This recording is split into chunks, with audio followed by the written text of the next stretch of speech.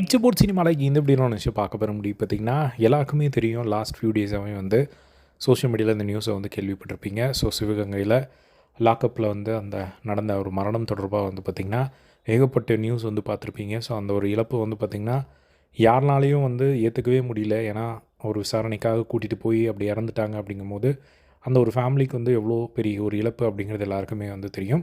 So அதை பற்றி details தெரியாதவங்க ஷார்ட்டாக சொல்லணும் அப்படின்னா, சிவகங்கையில் ஒரு கோயிலில் அஜித்குமார் அப்படிங்கிற ஒருத்தர் வந்து வேலை செஞ்சிட்ருக்காரு. அந்த கோயிலுக்கு வந்து 2 பேர் வந்து வந்திருக்காங்க. ஸோ அவங்க வந்து பார்த்திங்கன்னா காரை பார்க் பண்ணுறதுக்காக இடம் கேட்டிருக்காங்க. ஏதோ செக்கப் ஏதோ ஸ்கேன் பண்ணணும் அப்படிங்கிறனால அவங்க நகைகள் எல்லாம் வந்து கார்லேயே வந்து பின்னாடி கழட்டி வச்சுட்டு அவங்க வந்து அந்த ஒரு பெரியவங்க ஒரு பாட்டி இருந்திருப்பாங்க போல், அவங்கள வந்து ஸ்கேனிங்காக வந்து கூட்டு போகிறதுக்காக வந்து போனதாகவும், ஸோ அந்த இடத்துல அஜித்குமார் கிட்டே காரை பார்க் பண்ண சொன்னபோது வந்து, இல்லை எனக்கு கார் பார்க் பண்ண தெரியாது அப்படின்னு சொல்லி அஜித்குமார் வந்து அவங்க ஃப்ரெண்ட்ஸை கூப்பிட்டு வந்து அதை பார்க் பண்ணதாகவும், அதுக்கப்புறமா அந்த காரில் இருந்த நகைகள் வந்து காணோம் அப்படின்னு சொல்லிட்டு ஒரு கேஸ் வந்து போலீஸில் வந்து கொடுத்துருக்காங்க. ஸோ அதுக்கு கூப்பிட்டு போய் விசாரிக்கும் போது தான் இந்த மாதிரியான விஷயங்கள் வந்து நடந்துருச்சு அப்படிங்கிறது போலீஸ் தரப்புலேருந்து சொல்லப்பட்ட ஒரு விஷயங்கள் இப்போது.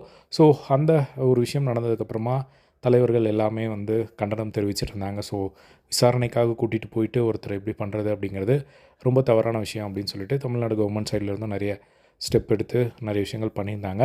ஸோ இப்போ கொஞ்ச நாளத்துக்கு முன்னாடி விஜய் சார் வந்து பார்த்திங்கன்னா டேரெக்டாக வந்து அந்த அஜித்குமார் அவங்க வீட்டுக்கே வந்து போய் நேரில் வந்து ஆறுதல் சொல்லிவிட்டு கையில் வந்து 2 லட்ச ரூபா பணம் கொடுத்துட்டு வந்திருக்காங்க. ஸோ அது வந்ததுக்கப்புறமா வந்து அந்த அஜித்குமார் அந்த பையனோட தம்பிக்கிட்ட வந்து பேசும்போது கேட்குறாங்க. ஸோ விஜய் சார் என்ன சொன்னார் அப்படின்னு சொல்லிட்டு வந்தார். ரொம்ப அடிச்சிட்டாங்களா அப்படின்னு கேட்டார். ஆமாம் சார் அப்படின்னு சொன்னேன்.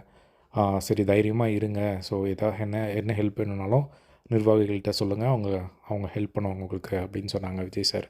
அப்படிங்கிற மாதிரி வந்து சொல்லிட்டு போனதாக வந்து பார்த்திங்கன்னா அந்த பையன் வந்து ஷேர் பண்ணது வந்து பார்க்க முடிஞ்சுது. ஸோ இதுதான் வந்து பார்த்திங்கன்னா இப்போ சோஷியல் மீடியாவில் வந்து வைரலாக போயிட்டுருக்கு. ஸோ இந்த ஒரு அப்டேட் தான். ஸோ இதே மாதிரி எல்லா ட்ரெண்டிங்கான அப்டேட்ஸ் தெரிஞ்சுக்க நம்மளோட சேனலை சப்ஸ்கிரைப் பண்ணி சப்போர்ட் பண்ணுங்கள். தேங்க்ஸ் ஃபார் வாட்சிங். பை.